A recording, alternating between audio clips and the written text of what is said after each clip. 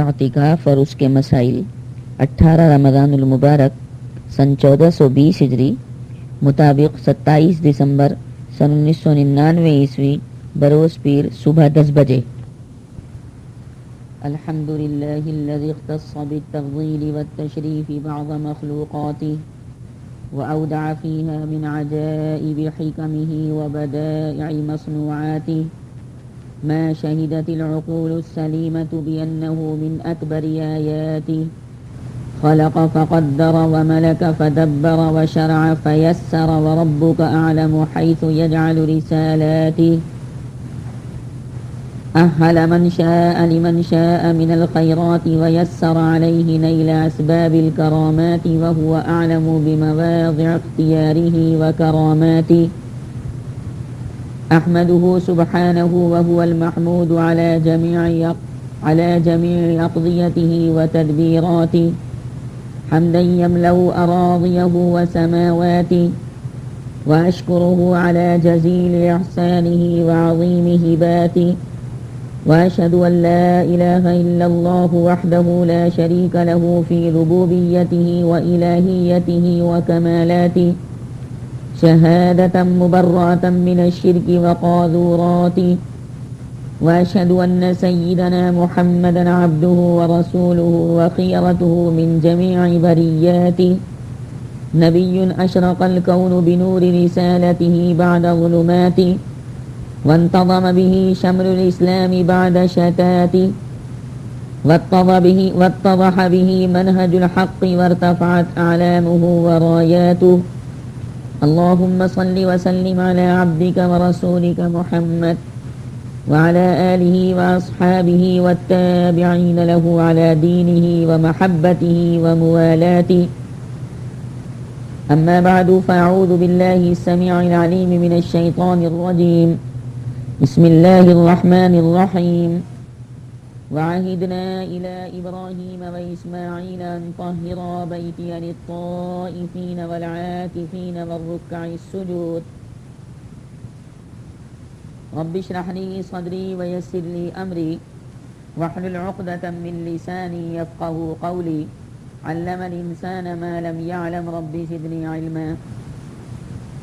خواتین و حضرات، جیسا کہ آپ حضرات کو بخوبی معلوم ہے کہ آج رمضان المبارک کے مہینے کی 18ویں تاریخ ہے، یا بالفاظ دیگر یوں کہا جائے کہ آج 18واں روزہ ہے، اور جناب محمد الرسول اللہ صلی اللہ علیہ وسلم کی حدیث پاک کے مطابق یہ دوسرا عشرہ مغفرت کا عشرہ چل رہا ہے.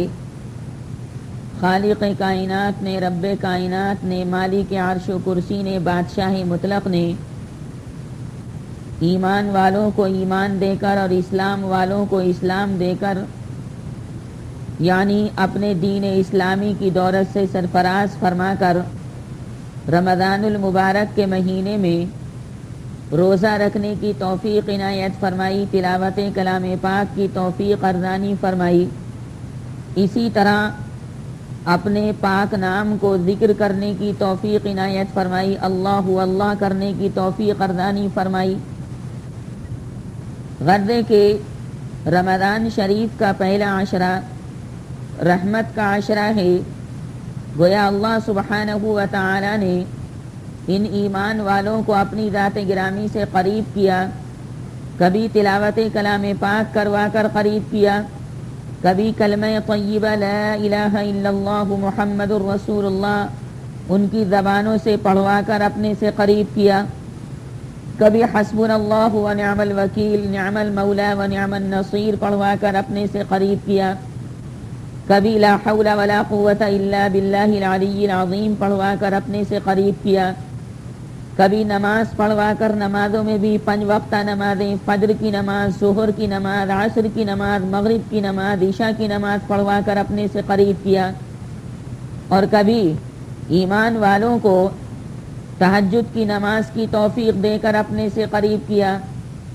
اور اسی طرح اوابین پڑھوا کر جو مغرب کی نماز کے بعد پڑھی جاتی ہے اپنے سے قریب کیا.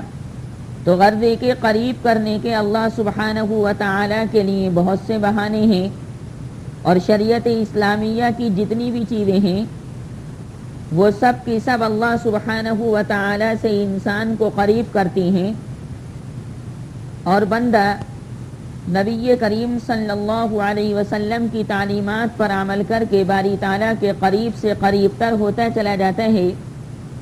اس کے برخلاف وہ لوگ ہیں کہ جو غیبتوں کے اندر مبتلا رہتے ہیں، وہ اللہ تعالیٰ سے دور رہتے ہیں، چغلی کرنے کے اندر مبتلا رہتے ہیں، باری تعالیٰ سے دور رہتے ہیں، ظلم و زیادتی کرنے کے اوپر کمر بستہ رہتے ہیں، باری تعالیٰ سے دور رہتے ہیں۔ اسی طرح جائیداد، باغات اور زمینوں کے چھین جھپٹ کے اوپر لگے رہتے ہیں، باری تعالیٰ سے دور رہتے ہیں۔ راستے میں چلنے والوں کے لیے کانٹے بچھا دیتے ہیں، شیشے پھینک دیتے ہیں، باری تعالیٰ سے دور رہتے ہیں۔ اسی طرح ناحق کسی کے اوپر بہتان تراشی کرتے ہیں، باری تعالیٰ سے دور رہتے ہیں، تہمتیں لگاتے ہیں، باری تعالیٰ سے دور رہتے ہیں۔ تو جو چیزیں شریعت اسلامیہ کے اندر حرام اور ناجائز ہیں، بندہ اگر ان کو اختیار کرتا ہے تو باری تعالیٰ سے بعد یعنی دوری اختیار کرتا چلا جاتا ہے، اور جتنا اعمال صالحہ کرتا رہتا ہے وہ باری تعالیٰ سے قریب تر ہوتا چلا جاتا ہے۔ اور ظاہر ہے کہ اللہ سبحانہ و تعالیٰ کی ذات گرامی نورانی ہے، اور وہ آسمان زمین کا منور ہے، یعنی آسمان زمین میں نور پیدا فرمانے والا ہے۔ تو نورانی شریعت کے اوپر جب یہ عمل کر رہا ہے، یا نورانی شریعت کے اوپر یہ عمل کر رہی ہے اللہ کی بندی، تو ظاہر ہے کہ اس کے دین و دماغ کے اندر بھی نور آ رہا ہے، نماز پڑھ کر اس کے اندر نور آ رہا ہے، روزہ رکھ کر اس کے اندر نور آ رہا ہے، تراویح کی نماز ادا کر کے اس کے اندر نور آ رہا ہے، تلاوت کلام پاک کرنے سے اس کے اندر نور آ رہا ہے، غریب پڑوسی کی مدد کرنے سے اس کے اندر نور آ رہا ہے، اسی طرح راستے سے تکلیف دہ چیز کے ہٹانے سے اس کے اندر نور پیدا ہو رہا ہے، محتاج اور ضرورت مند کی ضرورت پوری کر دینے کی وجہ سے اس کے اندر نور پیدا ہو رہا ہے، میٹھا بول یہ اپنی زبان سے نکال رہی ہے، تو ظاہر ہے کہ میٹھا بول ادا کرنے کی وجہ سے اس کے قلب کے اندر نور پیدا ہو رہا ہے، غرضے کہ اس نے تہیہ کر لیا ہے کہ میں اپنی زندگی جناب محمد الرسول اللہ صلی اللہ علیہ وسلم کی شریعت بیضاء اور شریعت مطہرہ، شریعت مصطفیہ کے مطابق گزاروں گی۔ تو ظاہر ہے کہ پہلے ہی دن سے اللہ سبحانہ و تعالی اس کی زندگی کے اندر انقلاب پیدا فرما دیتے ہیں، اور نور ہی نور اس کے اندر آ جاتا ہے، اور پھر جب یہ نورانی شریعت پر عمل کر کے نور والا بن جاتا ہے، نور والی بن جاتی ہے، تو خالق کائنات کے نوری فرشتے اس سے محبت کرنے لگتے ہیں، جیسے جبریل اس سے محبت کرنے لگتے ہیں، میکائیل اس سے محبت کرنے لگتے ہیں، اسرائیل اس سے محبت کرنے لگتے ہیں، اسرافیل اس سے محبت کرنے لگتے ہیں علیہم الصلاۃ والسلام۔ اور ظاہر ہے کہ جب نورانی فرشتے اس بندے اور بندی سے محبت کرنے لگتے ہیں، چاہنے لگتے ہیں، تو اللہ سبحانہ و تعالی بدرجہ اولا اس کو چاہنے لگتے ہیں، تو ظاہر ہے کہ اس کی زندگی نورانی بن جاتی ہے، اور دوسروں کے لیے اس کی زندگی مشعل راہ ہو جاتی ہے، نور کا چراغ بن جاتی ہے کہ لوگ اس کی زندگی کو دیکھ دیکھ کر اپنے کرتوتوں کو درست کرنے لگتے ہیں، اپنے اعمال کو درست کرنے لگتے ہیں، اپنے افعال کو درست کرنے لگتے ہیں، اپنے اشغال کو درست کرنے لگتے ہیں، لیل و نہار، شب و روز کی زندگی میں انقلاب برپا کرنے لگتے ہیں، کیونکہ قول کے مقابلے میں عمل کے اندر اللہ تعالی نے بڑی طاقت رکھی ہے۔ چنانچہ یہ اللہ سبحانہ و تعالی سے قریب تر ہوتا چلا جاتا ہے، اور اس کی آنکھوں میں نور پیدا ہوتا ہے، کانوں میں نور پیدا ہوتا ہے، ناک کے اندر نور پیدا ہوتا ہے، رخساروں کے اوپر نور پیدا ہوتا ہے، زبان میں نور پیدا ہو جاتا ہے، ہونٹوں کے اندر نور پیدا ہو جاتا ہے، اسی طرح اس کی ساری باڈی نورانی بن جاتی ہے، پھر اس کو ظاہری میک اپ کی ضرورت نہیں پڑتی، ظاہری کریم پاؤڈر کی اس کو ضرورت نہیں پڑتی۔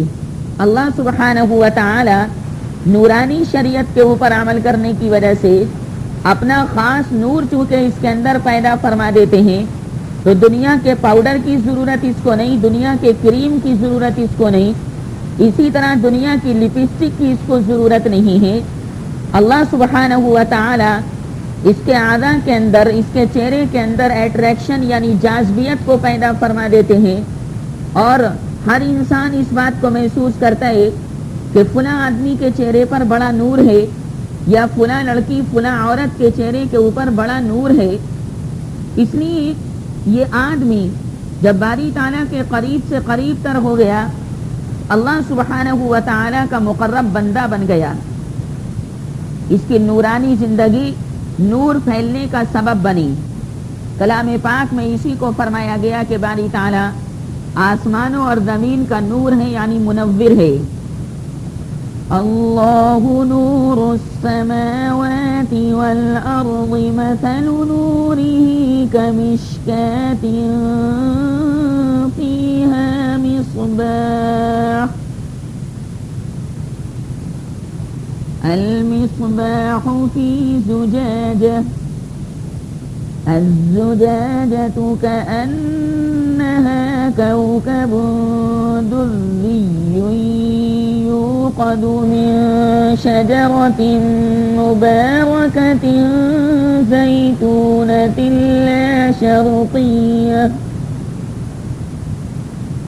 لا شرقية ولا غربية يكاد زيتها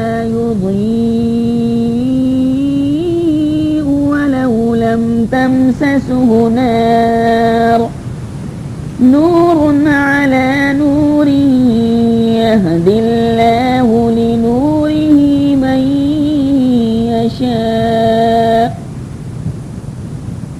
ويضرب الله الأمثال للناس والله بكل شيء عليم۔ اور جب اس کی زندگی نورانی بن گئی، نبی کریم صلی اللہ علیہ وسلم کے قول اور فعل کے مطابق بن گئی، تو شریعت اسلامیہ اس کا اوڑھنا بچھونا بن جاتی ہے۔ پھر یہ شریعت اسلامیہ کے بغیر زندہ نہیں رہ سکتا، زندہ نہیں رہ سکتی۔ اگر نماز میں ذرا سی بھی دیر ہو جاتی تو یہ مچھلی کی طرح تڑپنے لگتی ہے، اور دل اس کا اللہ سبحانہ و تعالی کی جانب لگا رہتا ہے۔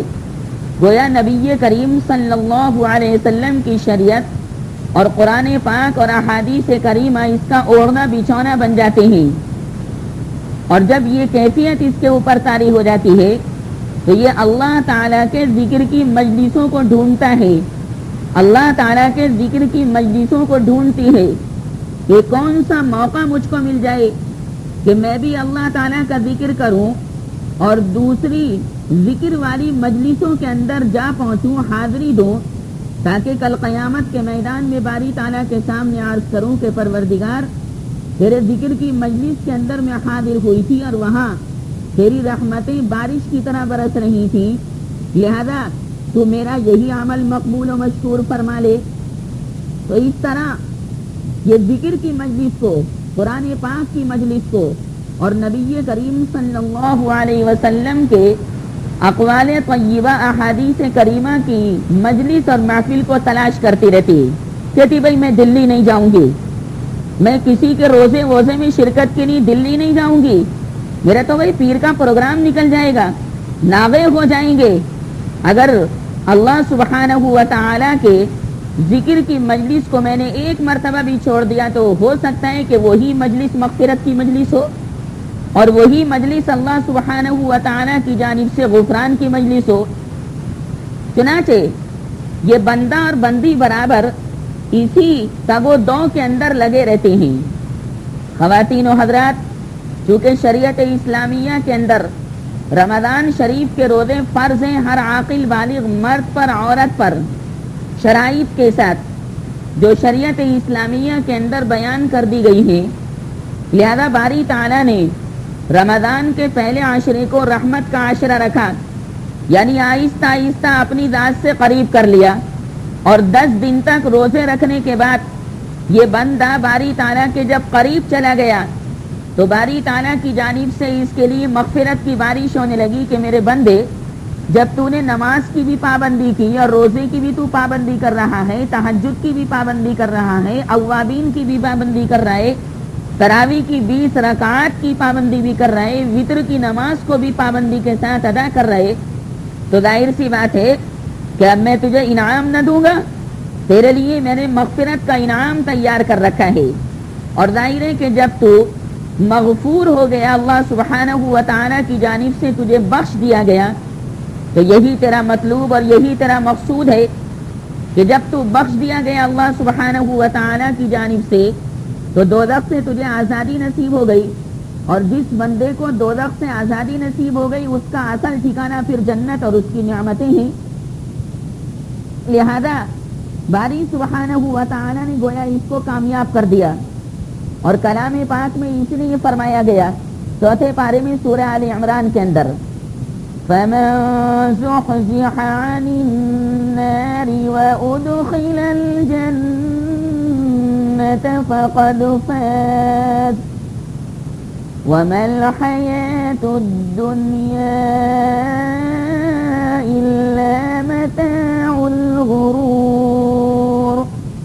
اس لیے اللہ تعالیٰ نے رمضان کے پہلے 10 دن تو رحمت کے رکھے، اور اس کے بعد جب یہ رحمت کی چادر کے اندر ڈھانپ لیا گیا تو اس کو اب پاک کرنے کا وقت آن پہنچا، اور جب گناہوں سے یہ پاک و صاف کر دیا گیا تو یہی اس کے لیے بڑی کامیابی، گویا ہدایت کے اوپر یہ فائز ہو گیا، اور ہدایت کے اوپر فائز ہو جانے کے بعد اس کو فلاح ملی، کامیابی ملی، ترقی ملی، کامرانی ملی، پھر فرشتے بھی اس کے اوپر ناز کرنے لگے۔ بہرحال مجھے عرض یہ کرنا ہے کہ آج چونکہ 18واں روزہ ہے، یہ مغفرت کے 10 دن چل رہے ہیں، اس لیے آدمی اگر نماز پڑھے تو اپنی مغفرت کی دعا کرے، تلاوت کلام پاک کرے تو اس کے بعد اپنے دونوں ہاتھ پھیلا دے معافی کے لیے، مغفرت کے لیے۔ اسی طرح کوئی سی بھی نیکی کرے، اعمال صالحہ میں سے کوئی بھی عمل صالح کرے تو اپنی مغفرت کے لیے، اپنے آبا و اجداد کی مغفرت کے لیے، اپنے مرحومین مرحومات کی مغفرت کے لیے، بخشش کے لیے ضرور ہاتھ پھیلا دے، کیونکہ ظاہر سی بات ہے کہ دنیا سے جانا تو لابدی اور ضروری ہے، کوئی آدمی یہاں پر رہنے کے واسطے تو آیا نہیں ہے، سب لائن میں لگے ہوئے ہیں، اور یہ جو بیماریاں اللہ سبحانہ و تعالیٰ بھیج دیتے ہیں، یہ بیماریاں انسان کو بیدار کرنے کے واسطے ہوتی ہیں۔ کبھی نابالغ بچے کو، معصوم بچے کو بیمار کر دیتے ہیں تاکہ ماں ہوشیار رہے، بھائی اپنی بیماری کو نہیں گردانتی تو اللہ تعالیٰ بچے کو بیمار کر کے اس کو متنبع کرتے ہیں کہ ہوشیار، میں نے تجھے بیماری دی تھی پر تو نے اس کو گردانا نہیں، لہذا اب تیرے بچے کو بیمار کر رہا ہوں، کیونکہ ظاہر ہے کہ تو اپنے بچے سے محبت کرتی ہے، تو ہوشیار رہنے کی ضرورت ہے، متنبع رہنے کی ضرورت ہے۔ صاحب ذرا سارا کھٹولا ہے اور معمولی کھٹولے سے بچہ نیچے گر رہا ہے تو اس کو دورہ پڑ رہا ہے، یہ خدا کی طرف سے تنبیہات ہیں، اللہ سبحانہ و تعالیٰ کی جانب سے تنبیہات ہیں۔ اور آدمی اگر اللہ کے ذکر کی مجلس کی پابندی کی نیت کر لے اور ٹھان لے کہ ہر حال کے اندر میں حاضری دوں گی تو یہ بچہ سب صحیح ہو جائے گا، اس کی آہ و بکا صحیح ہو جائے گی۔ حقیقت میں اللہ تعالیٰ پابندی کروانا چاہتے ہیں اس اعتبار سے اور اس نسبت سے۔ آدمی اگر اب بھی آنکھیں نہ کھولے تو پھر کون سا وقت آئے گا آنکھیں کھلنے کے واسطے؟ یہی آنکھیں کھلنے کا وقت ہے۔ بہرحال یہ چونکہ مغفرت کا عشرہ ہے اور اللہ سبحانہ و تعالیٰ سے دعائیں مانگنے کا عشرہ ہے، اس لیے خوب اس کے اندر کوشش کرنی چاہیے۔ باری تعالیٰ نے شریعت اسلامیہ کے اندر جہاں اور بہت سی عبادتیں رکھی، رمضان شریف کے روزے کو بھی فرض فرما دیا کہ صبح صادق سے لے کر غروب آفتاب تک کھانے سے روکو، پینے سے روکو، مجامعات سے روکو، مباشرت سے روکو، ان تمام چیزوں سے پرہیز کرو۔ اللہ تعالیٰ نے دن کے اندر ان تمام چیزوں سے رکوا دیا، تمام شہوات کی چیزوں سے اللہ سبحانہ و تعالیٰ نے رکوا دیا کہ 11 مہینے ان کے اوپر عمل کیا ہے تو اب کنٹرول میں رہو، آؤٹ آف کنٹرول نہ بن جاؤ، کنٹرول سے باہر مت ہو جاؤ۔ اللہ تعالیٰ نے جو حدود مقرر فرمائی ہیں ان حدود کے اندر رہو، اسی کا نام ہے کنٹرول میں رہنا۔ اور باری تعالیٰ کی لگائی ہوئی حدوں کو اگر کوئی آدمی پار کر لے تو اسی کا نام ہے آؤٹ آف کنٹرول ہونا، کنٹرول سے باہر ہو جانا۔ اللہ تعالیٰ اس کو پسند نہیں کرتے، بلکہ فرمایا ہے کہ حدود کے اندر رہو، جو سیما ہے، جو سرحد ہے جو میں نے مقرر کر دی ہے، اس حد کے اندر رہو۔ اور دنیا کا بھی یہ قاعدہ قانون ہے کہ اگر ایک ملک والا دوسرے ملک کی سرحد کے پار چلا جائے گا اور بنا ویزا کے، بنا پاسپورٹ کے چلا جائے گا، تو ظاہر سی بات ہے کہ دوسرے ملک کی پولیس اس کو گرفتار کرے گی کہ بنا ویزا کے ہمارے ملک کی سرحد کے اندر کیسے داخل ہوئے۔ تو دنیاوی اعتبار سے بھی سرحد پار کرنے میں پریشانی ہے۔ ظاہر ہے کہ شریعت اسلامیہ نے جو حدیں لگائی ہیں ان کے اندر رہنا، یہی اللہ تعالیٰ کی مرضی اور یہی مرضی جناب نبی کریم صلی اللہ علیہ وسلم کی ذات گرامی کی ہے۔ تلک حدود اللہ ومن یتعد حدود اللہ فقد ظلم نفسہ۔ دیکھو، کوئی آدمی اگر ان حدوں کو پار کرے گا تو سمجھ لو کہ اس نے اپنی جان کے اوپر ظلم کر لیا۔ لہذا باری تعالیٰ نے روزے کو مقرر فرما دیا کہ آدمی شہوات سے رکا رہے، کیونکہ کھانے پینے سے ہی شہوت بھڑکتی ہے، اور جب یہی چیزیں انسان استعمال نہیں کرے گا اور شریعت کے دائرے کے اندر اللہ اور اس کے رسول صلی اللہ علیہ وسلم کی مرضی کے مطابق روزہ رکھے گا تو وہ خالص اسلامی روزہ ہوگا، اللہ رسول والا روزہ ہوگا، اور دنیا والوں کا روزہ نہیں ہوگا، تو اس کی شہوت دبے گی، اور جب شہوت دبے گی تو وہ گناہوں سے باز رہے گا، اور جب گناہوں سے باز رہے گا تو اللہ تعالیٰ کے قریب سے قریب تر ہوتا چلا جائے گا، پھر اس کو اللہ تعالیٰ کی یاد کے سوا کسی کی یاد نہیں آئے گی۔ اس لیے فرمایا گیا کہ دیکھو، ان شہوتوں کو توڑنا تمہارے اوپر لازم اور ضروری اور تمہاری زندگی کا جزو لا ینفک ہے۔ تو ایک تو رمضان شریف کے اندر روزوں کو فرض فرما دیا، اور ایک اور چیز کہ رمضان کے آخر عشرے کے اندر اللہ سبحانہ و تعالی نے اعتکاف کو مشروع فرما دیا، اعتکاف کو جاری اور ساری فرما دیا۔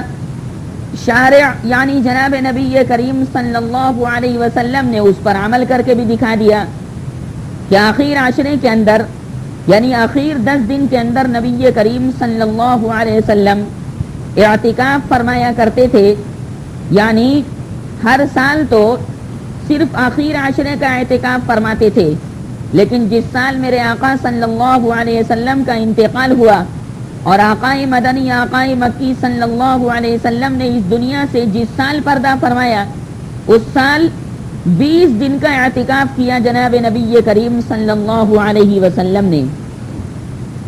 روزے میں ظاہر سی بات ہے کہ شہوتوں کو روکنے والی چیز جاری فرمائی گئی، اور اعتکاف کے اندر ظاہر سی بات ہے اس کے اندر اور زیادتی کر دی گئی۔ اعتکاف کے اندر آدمی اپنے مکان سے نکل کر ایک مخصوص مکان یعنی مسجد کے اندر چلا جاتا ہے۔ شریعت اسلامیہ نے رمضان شریف کے آخر عشرے کے اندر، رمضان شریف کے آخر کے 10 دن یا 9 دن کے اندر جو اعتکاف کو رکھا ہے، اس کے اندر بھی بڑی بڑی حکمتیں ہیں۔ رمضان شریف کے پہلے 10 دن تو اللہ کی رحمت کے ہیں، اس رحمت الہیہ کی وجہ سے بندہ آسانی کے ساتھ نیکیاں کرنے لگا، اور جب نیکیاں کرنے لگا تو ظاہر سی بات ہے کہ اللہ کی طرف سے انعام کا حقدار بن گیا، یعنی باری تعالیٰ کی جانب سے اس کی مغفرت کر دی گئی، اس کو گناہوں سے پاک و صاف کر دیا گیا، اس کی بخشش کر دی گئی۔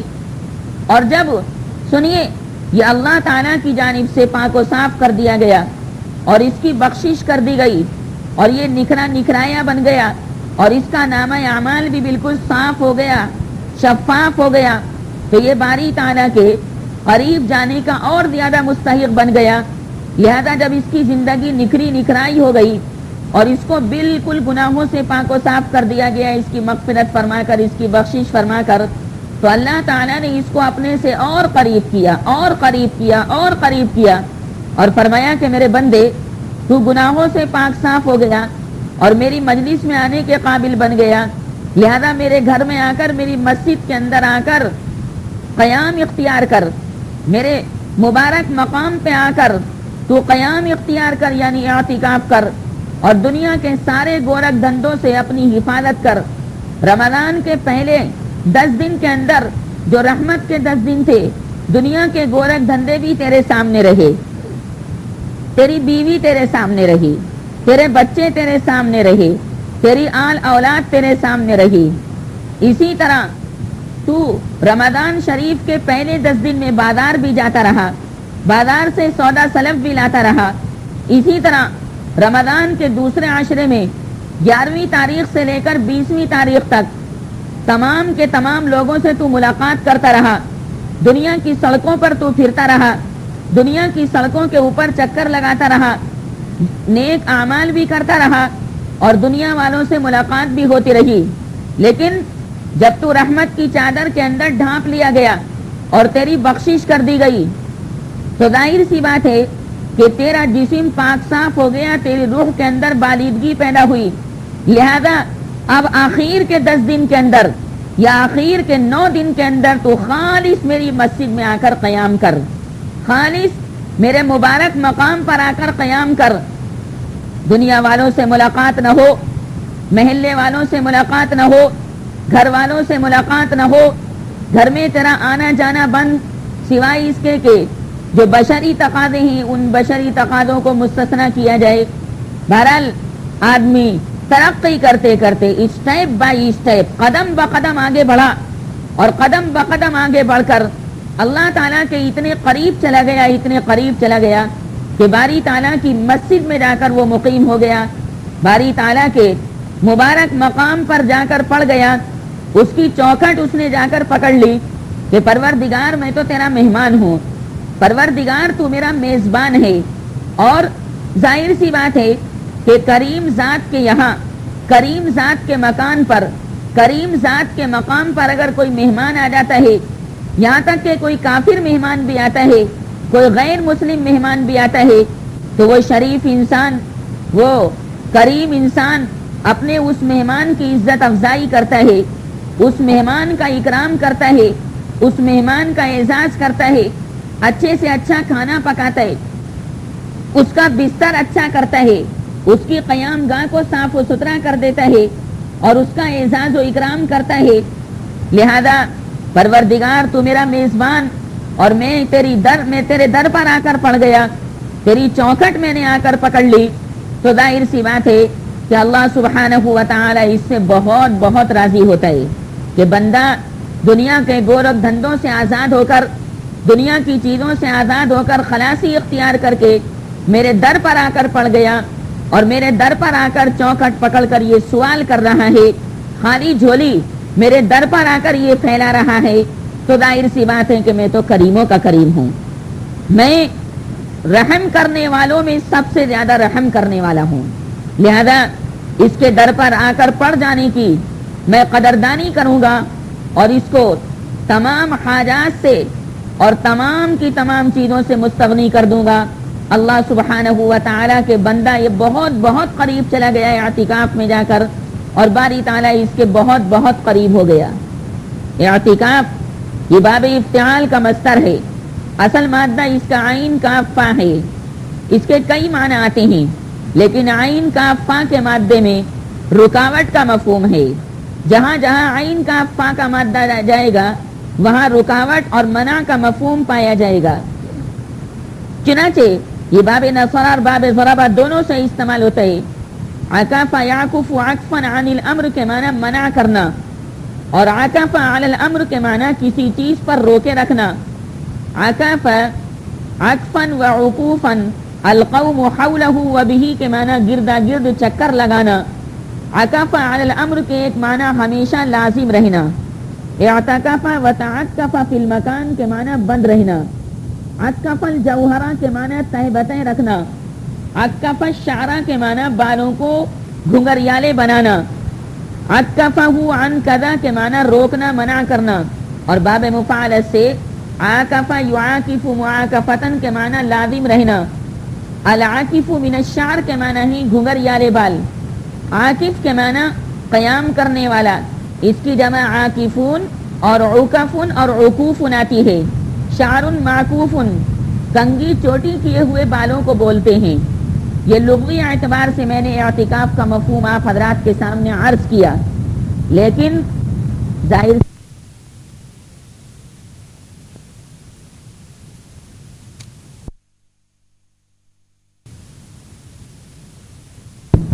بندہ ادر جزیل کا مستحق بنا، بندہ ایک ایسے ادر کا مستحق بنا جو کبھی ختم ہونے والا نہ ہوگا، بندہ ایک ایسی عطا کا مستحق بنا جو کبھی منقطع ہونے والی نہ ہوگی، جیسا کہ کلام پاک کے اندر 12ویں پارے میں سورہ ہود میں اللہ تعالیٰ نے ارشاد فرمایا ہے۔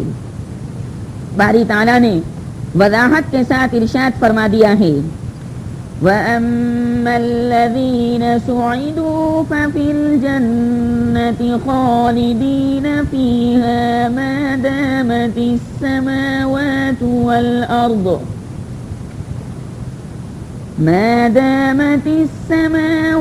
وَالْأَرْضُ إِلَّا مَا شَاءَ رَبُّكَ عطاء غیر مجذوذ۔ عطاء غیر مجذوذ کے معنی ایسی عطا، ایسا ثواب اور ایسا اجر جو اللہ سبحانہ و تعالیٰ کی جانب سے کبھی ختم ہونے والا نہیں۔ چنانچہ اعتکاف کیا ہے؟ اعتکاف کا مفہوم شریعت اسلامیہ کے اندر کیا ہے؟ اعتکاف کا مفہوم شریعت اسلامیہ کے اندر بالکل واضح ہے۔ مسجد میں اعتکاف کی نیت کر کے ٹھہرنے کو، اللہ سبحانہ و تعالیٰ کے راضی کرنے کی نیت سے ٹھہرنے کو اعتکاف بولتے ہیں۔ آپ اس کو بخوبی سمجھ لیں۔ ابھی ہم آپ کے سامنے اس کو وضاحت کے ساتھ بیان کریں گے کہ اعتکاف صرف مرد کر سکتے ہیں یا عورتیں بھی کر سکتی ہیں۔ اچھا، بالغ مرد یا بالغ عورتیں کر سکتی ہیں یا نابالغ بچے بھی اعتکاف کر سکتے ہیں؟ ابھی انشاءاللہ اس کی تفصیل آپ کے سامنے عرض کروں گا، لیکن پہلے اس امر کو واضح کرتا چلوں کہ شریعت اسلامیہ کے اندر اعتکاف کی 3 قسمیں ہیں۔ ایک اعتکاف واجب ہے، دوسرا اعتکاف سنت مؤکدہ علی الکفایہ ہے، غور سے سنیں، تیسرا اعتکاف نفل یا مستحب اعتکاف ہے۔ بھئی واجب اعتکاف کیا ہے؟ ضروری اعتکاف کیا ہے؟ واجب اعتکاف اور ضروری اعتکاف یہ ہے کہ بندہ کسی چیز کے اندر گرفتار ہوا، کوئی ضرورت اس کو لاحق ہوئی، اور وہ ضرورت بھی ایسی کہ ضرورت کٹھن ہے، لہذا بندے نے نظر مان لی، منت مان لی کہ پروردگار اگر میرا یہ کام ہو گیا تو میں 10 دن کا اعتکاف کروں گا، یا 5 دن کا اعتکاف کروں گا، یا 3 دن کا اعتکاف کروں گا، یا 2 دن کا اعتکاف کروں گا، جو بھی اس نے منت مانی اور جو بھی اس نے نظر مان لی۔ مثلا ایک آدمی بیمار ہے، مثلا اس کا کوئی رشتہ دار بیمار ہے، اس کا کوئی بھائی بیمار ہے، یا اس کا کوئی بیٹا بیمار ہے، اور ڈاکٹروں نے جواب دے دیا کہ بھئی اچھا ہونے والا نہیں، اس کی شفا یابی کی کوئی پاسبلٹی نہیں، کوئی امکان نہیں، لہذا اب سارے گھر والے پریشان ہو گئے، ماں پریشان ہو گئی، باپ پریشان ہو گیا۔ باپ نے کہا دعا کرتے ہوئے کہ پروردگار اگر تو نے میرے اس بیٹے کو لا علاج بیماری سے اچھا کر دیا اور یہ تندرست ہو گیا، صحیح سالم ہو گیا، اس کو شفا ہو گئی، تو پروردگار تیرے واسطے تیرے لیے میں 10 دن کا اعتکاف کروں گا۔ ماں نے بھی یہ منت مان لی کہ پروردگار اگر تو نے میرے لال کو اچھا کر دیا، میرے لخت جگر نور نظر کو اچھا کر دیا، تو میں 5 دن کا اعتکاف کروں گی یا 3 دن کا اعتکاف کروں گی، جتنے دن کی بھی اس نے منت مانگی۔ 1 دن سے کم کا تو اعتکاف ہے نہیں جو لازم اور ضروری ہے، 1 دن سے زائد ظاہر سی بات ہے جتنا بھی کر لے۔ کسی مقدمے کے اندر گرفتار ہو گیا، بڑی پریشانی، باپ کا مقدمہ، جائیداد کا مقدمہ، یا قتل کا مقدمہ، یا دکان کا مقدمہ، اس نے منت مانی کہ پروردگار اگر میرے حق میں یہ فیصلہ کر دیا تو نے، اور جج نے میری موافقت کے اندر ججمنٹ دے دیا میرے حق میں جج نے فیصلہ لکھ دیا تو پروردگار میں تیرے لیے 10 دن کا اعتکاف کروں گا. تو غرض ہے کہ کوئی حاجت کوئی ضرورت اس کو لاحق ہو گئی اور اس نے اس طرح کی منت مان لی تو یہ منت والا جو اعتکاف ہوتا ہے منت والا جو اعتکاف ہوتا ہے اس کو عربی میں نظر بولتے ہیں. وہ نظر نہیں جو ضا سے لکھی جاتی ہے, نہیں, یہ زال سے لکھا جائے گا, نون زال را. نظر, نظر کے معنی منت, اور ایک ہے نون ضا را جس کو ہمارے یہاں ضوئے بولتے ہیں اردو میں, اس کو عربی میں ضا بولتے ہیں, طا ضا. وہ نظر کے معنی ہے دیکھنا, اور یہ جو نظر ہے زال سے اس کے معنی ہے منت مان لینا. لہذا یہ جو اس نے منت مان لی اعتکاف کی, 10 دن کے اعتکاف کی, 15 دن کے اعتکاف کی, یا 20 دن کے اعتکاف کی, یا 3 دن کے اعتکاف کی, تو اب یہ اعتکاف اگر اس کا کام پورا ہو جاتا ہے, مثلا مقدمے کے اندر فیصلہ اس کے حق میں ہو جاتا ہے, یا اس کا بیمار بیٹا اچھا ہو جاتا ہے, یا بند کاروبار اس کا کھل جاتا ہے, یا اور کوئی پریشانی اس کی دور ہو جاتی ہے, غرض ہے کہ اس کا کام بن جاتا ہے, تو اعتکاف جتنے دن کے اعتکاف کی منت مانی ہے اتنے دن کا اعتکاف کرنا اس بندے اور بندی پر لازم ضروری ہوگا. اگر اللہ تعالیٰ سے منت مان لی کہ پروردگار میرا یہ کام ہو گیا تو میں اتنے دن کا اعتکاف کروں گی, اللہ نے کام بنا دیا. اس نے اپنی سہیلی سے کہا کہ میں نے تو اللہ تعالیٰ کو دھوکہ دیا, میں نے اللہ تعالیٰ سے منت مانی, اللہ نے میرا کام بنا دیا, اب کون اعتکاف کرے ہے, میں اعتکاف نہیں کروں گی, میں تو ظاہر سی بات ہے ہنسوں گی, بولوں گی, مسرت و شادمانی کے سمندر میں غوطہ زنی کروں گی. اس نے اللہ تعالیٰ کو دھوکہ دیا. جی جس خدا نے اس وقت اس کا کام بنایا اور اس نے 10 دن یا 5 دن یا 15 دن کے اعتکاف کی منت مانی تھی, اور کام ہو جانے کے بعد اس نے اللہ تعالیٰ کو دھوکہ دیا, یعنی اتنے دن کا اعتکاف نہیں کیا, تو وہ خدا تعالیٰ بہت بڑا بہت بڑا بہت بڑا, اتنا بڑا کہ اس سے بڑا کوئی ہے ہی نہیں, باری تعالیٰ سے بڑا تو کوئی ہے ہی نہیں. لہذا اللہ تعالیٰ دینے کے بعد چھیننے پر بھی قادر ہے کہ نہیں.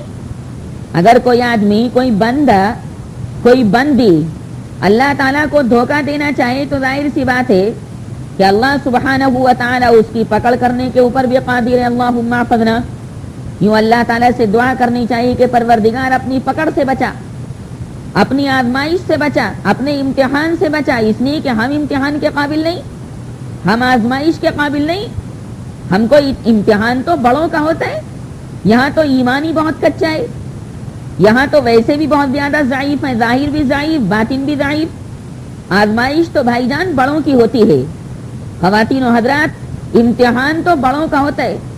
جیسے حضرت ابراہیم علیہ السلام کا اللہ نے امتحان لیا, اور حضرت ابراہیم علیہ السلام اس امتحان میں کامیاب ہوئے. کئی موقعوں پر ابراہیم خلیل اللہ علیہ السلام کا باری تعالیٰ نے امتحان لیا, اور وہ ہر موقع کے اوپر کامیاب اور کامران ہوئے. آگے بڑھ کر کامیابی اور کامرانی نے آگے بڑھ کر ان کے قدم چومے. تو یہ ظاہر سی بات ہے ہر کس و ناکس کا مسئلہ نہیں. اللہ تعالیٰ کی بارگاہ میں حضرت ابراہیم علیہ السلام کھڑے اترے, لہذا ان کو انعامات سے نوازا گیا, ان کو قوم کا پیشوا بنا دیا گیا, قوم کا امام بنا دیا گیا, خدا کا نبی, خدا کا پیغمبر بنا دیا گیا. وَإِذِ ابْتَلَى إِبْرَاهِيمَ رَبُّهُ بِكَلِمَاتٍ فَأَتَمَّهُنَّ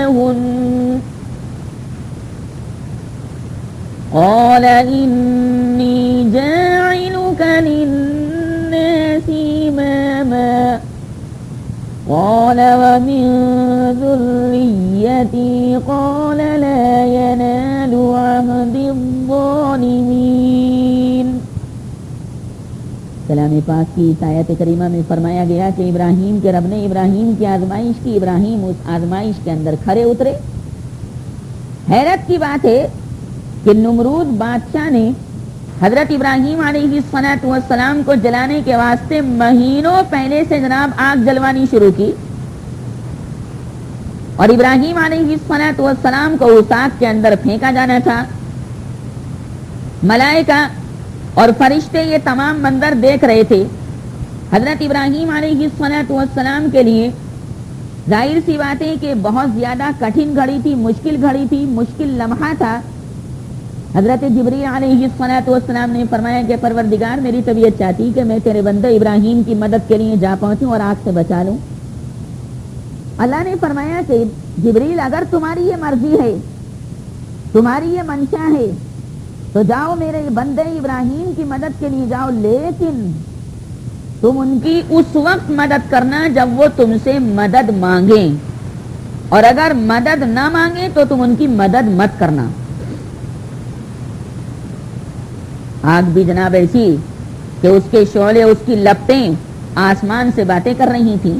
مہینوں پہلے سے ایندھن کو اکٹھا کیا گیا تھا ایک آدمی کو جلانے کے لیے، بھائی تھوڑا سارا ایندھن کافی، مگر ان لوگوں کو بھی پتا تھا کہ بھائی ابراہیم بڑے پکے ہیں، ان کا ظاہر بھی پکا، ان کا باطن بھی پکا، لہذا تھوڑی ساری لکڑیوں سے یہ جلیں گے نہیں۔ تو مہینوں پہلے سے جناب لکڑیاں جلانی شروع کر دی، اکٹھا کرنا شروع کر دی، تاکہ کسی طرح اس بڑی آگ سے یہ نکلنے نہ پائے ابراہیم۔ مگر اللہ تو وہ ہے کہ اس بڑی آگ سے بھی بچا کر دکھا دے۔ اللہ تعالیٰ مصیبتوں اور مشکلات سے بچا دیتا ہے انسان جب باری تعالیٰ کی جانب رجوع کرتا ہے۔ جب اللہ تعالیٰ کی جانب کوئی بندہ رجوع کرتا ہے تو باری تعالیٰ اس کو بچا لیتے ہیں، اور جو نہیں کرتا تو اس کو نہیں بچاتے۔ جبریل علیہ الصلوۃ والسلام وہاں پہنچے اور ابراہیم علیہ الصلوۃ والسلام سے عرض کیا کہ میں آپ کی مدد کرنا چاہتا ہوں۔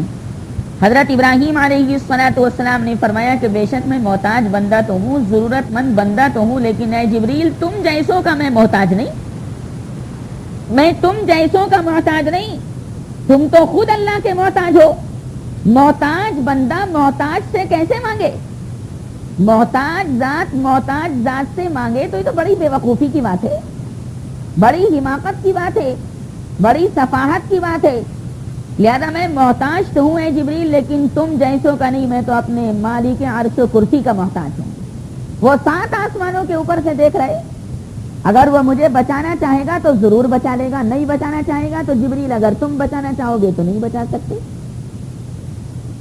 چنانچہ حضرت ابراہیم علیہ الصلوۃ والسلام باری تعالیٰ کے بندے بن کر رہے، جبریل کی بھی مدد نہیں لی،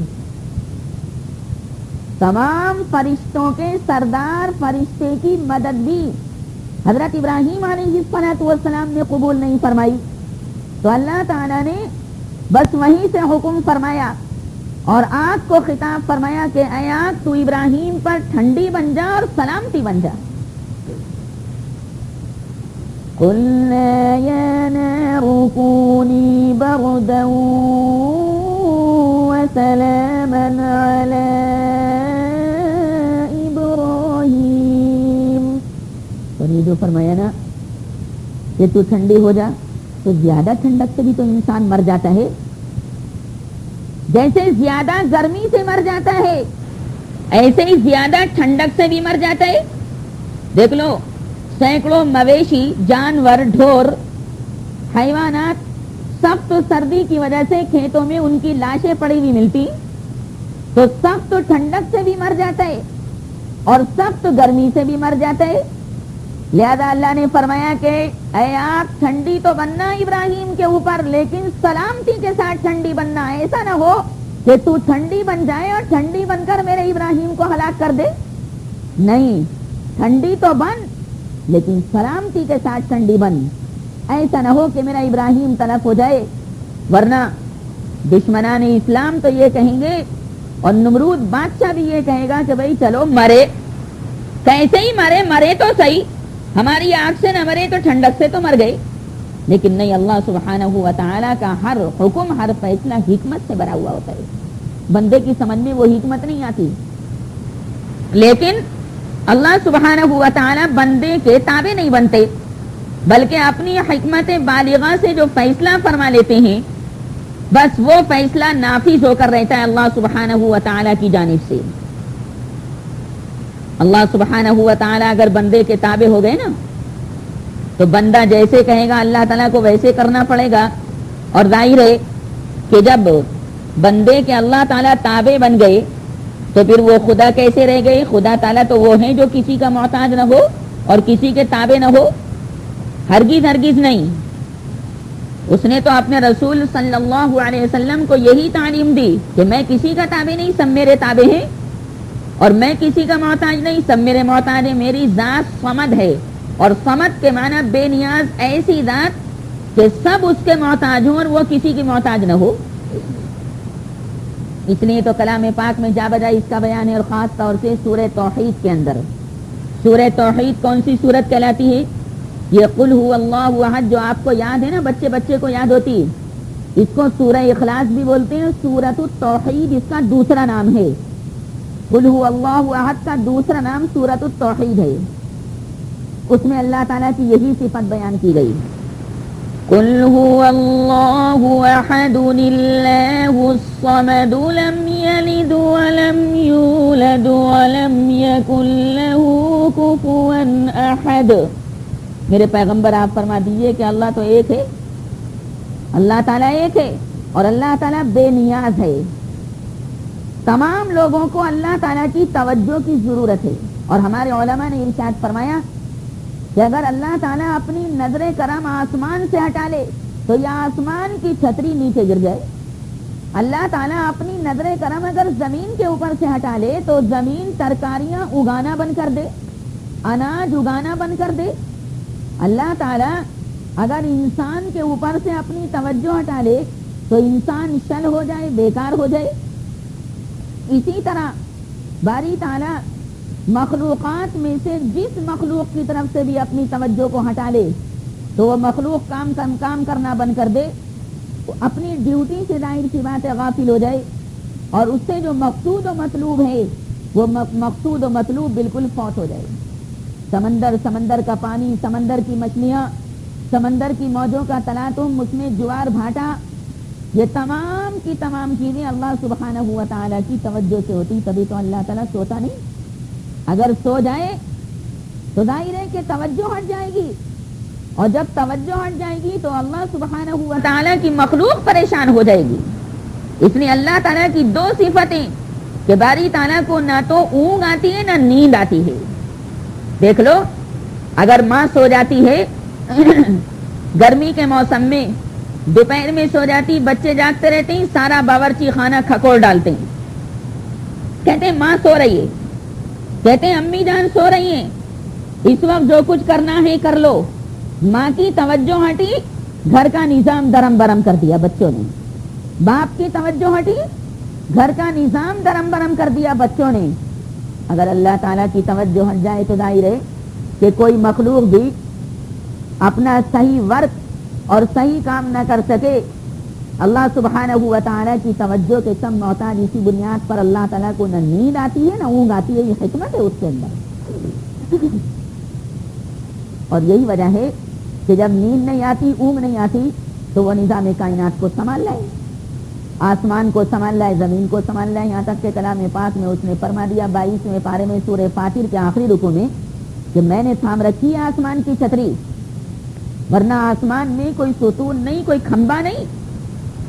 اگر ہم اور آپ چھت بناتے ہیں، لینٹر ڈالتے ہیں تو نیچے بلیاں لگاتے ہیں سہارے کے لیے، چھت کو روکنے کے لیے دیواروں کو قائم کرتے ہیں.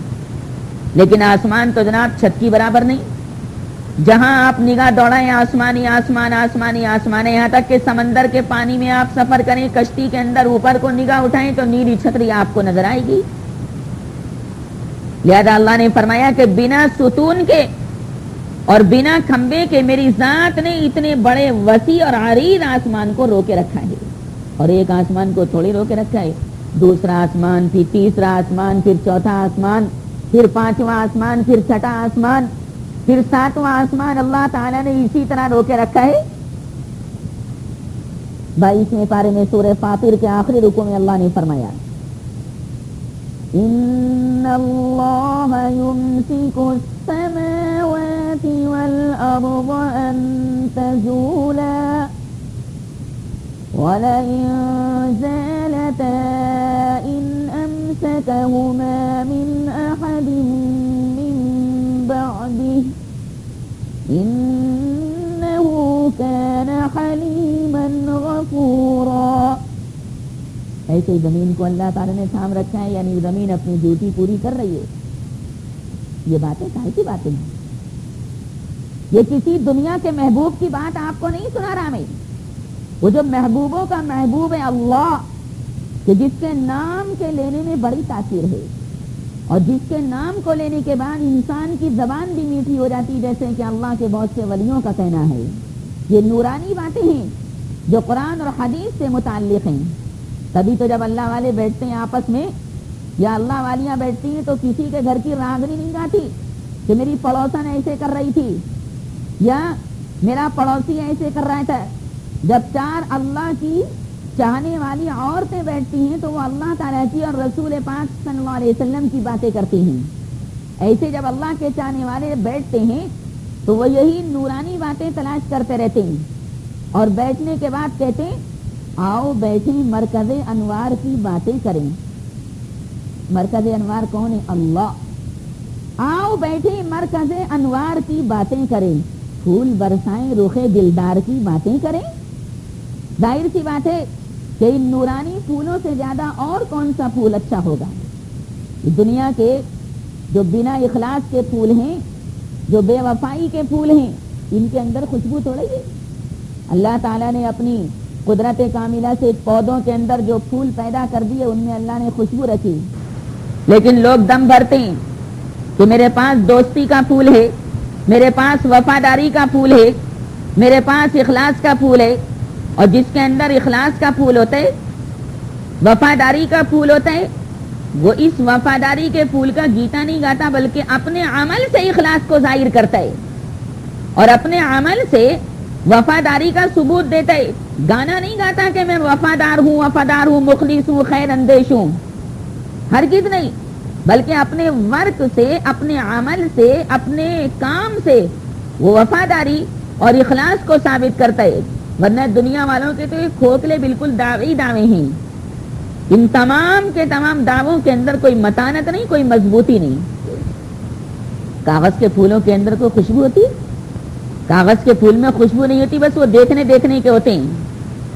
کاغذ کے پھول وقت کے ہاتھوں میں رہ گئے، کاغذ کے پھول وقت کے ہاتھوں میں رہ گئے، خوشبو تو اپنے ساتھ اڑا لے گئی ہوا.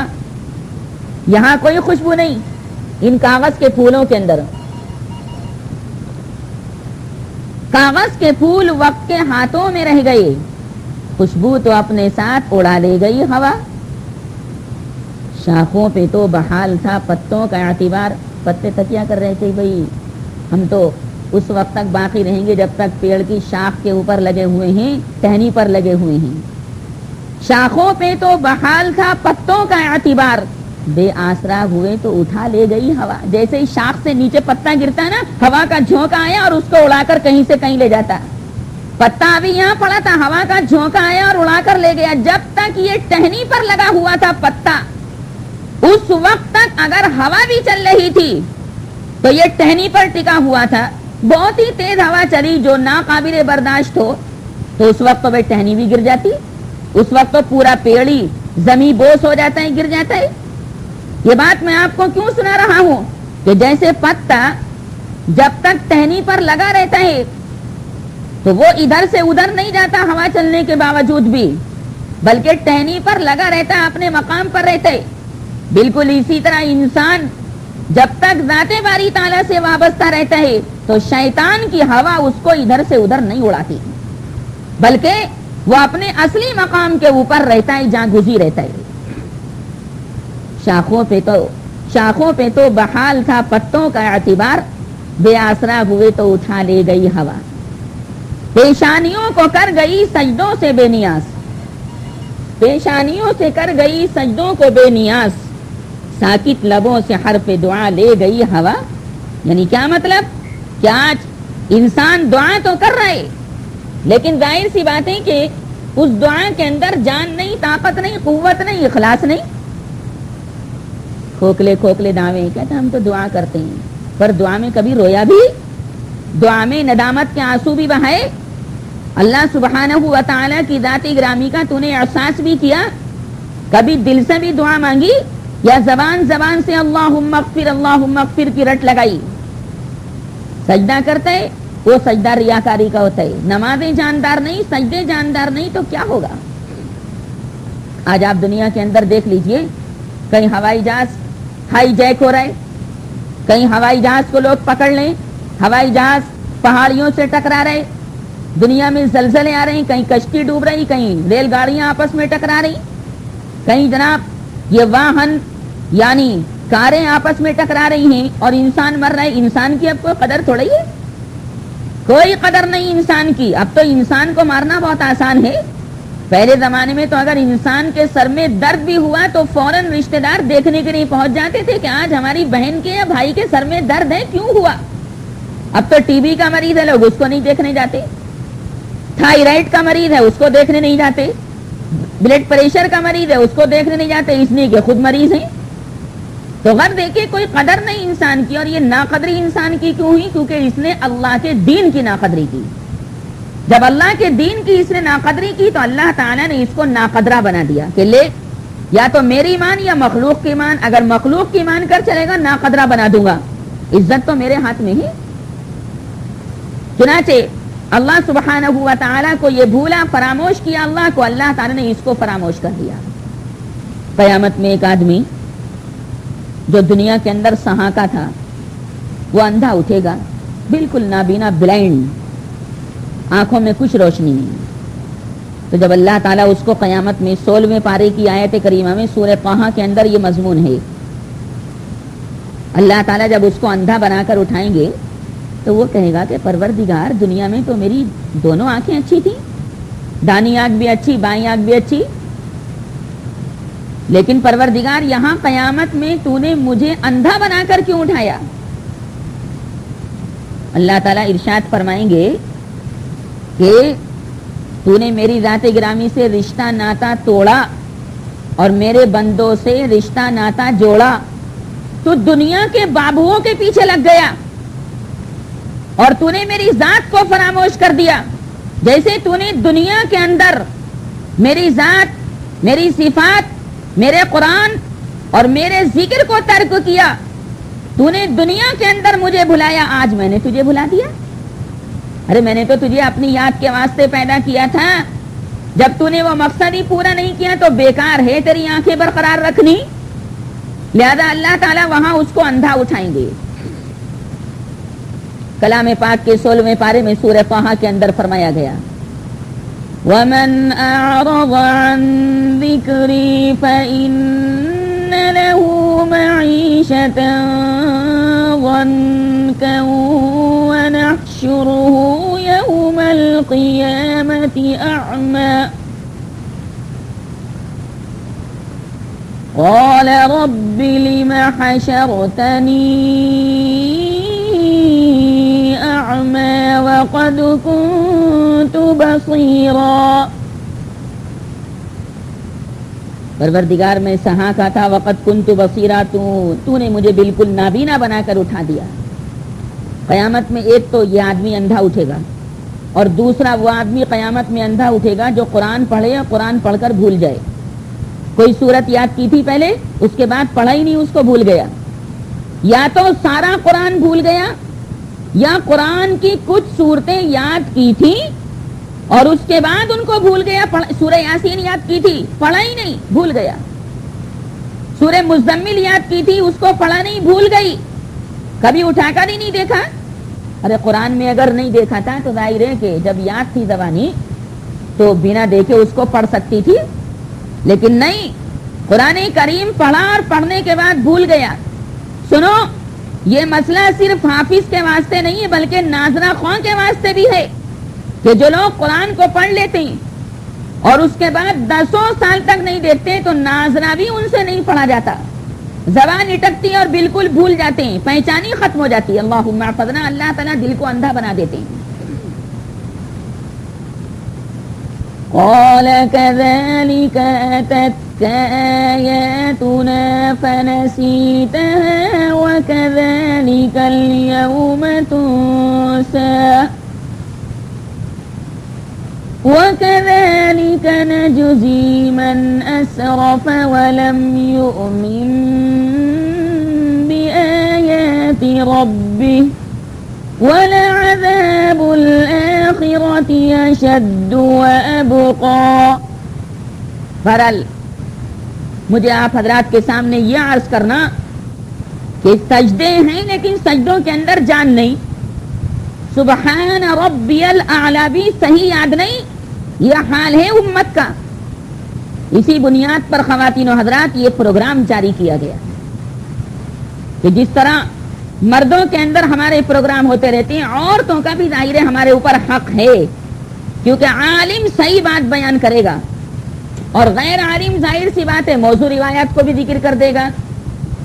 ہماری عورتیں کیا سمجھتی ہیں عالم غیر عالم کی تقریر بالکل ایک سی ہوتی نہیں، زمین آسمان کا فرق ہوتا ہے، زمین آسمان کا فرق ہوتا ہے۔ اس کو سارے قرآن پر عبور ہے، احادیث کا ایک بڑا ذخیرہ اس کے ذہن و دماغ کے اندر موجود ہے، تو پھر برابری کیسے ہو سکتی ہے؟ یہ تو قرآن کریم میں بھی فرمایا گیا کہ عالم جاہل، عالم غیر عالم دونوں برابر نہیں ہو سکتے۔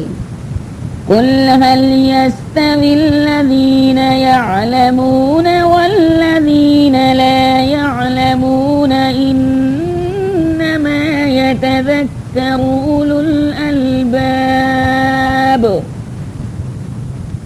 اس لیے یہ پروگرام جاری کیا گیا، بھئی کچھ تو بات عورتوں کے پلے پڑے۔